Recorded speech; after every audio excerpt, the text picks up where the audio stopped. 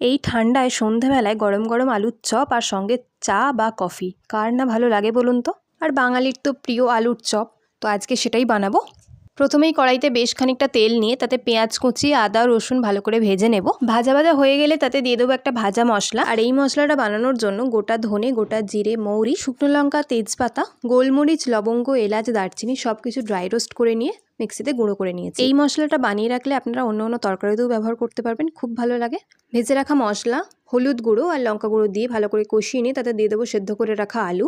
তারপর ভালোভাবে এটাকে কষিয়ে নিয়ে ওপর থেকে দিয়ে দেবো স্বাদমতো লবণ, সঙ্গে ধনেপাতা কুচি দিয়ে ভালো করে মিশিয়ে নিলেই আলুর চপের মশলা কিন্তু রেডি। তারপর অল্প অল্প করে আলু নিয়ে চপের মতো করে গড়ে নেব, নিয়ে তারপর সেটাকে বেসনে ডুবিয়ে গরম তেলে ভেজে নিলেই কিন্তু রেডি গরম গরম আলুর চপ। ও হ্যাঁ, বেসনটা ফেটিয়েছিলাম হচ্ছে গোলমরিচ আর লবণ দিয়ে ভালো করে ফেটিয়ে রেখেছিলাম।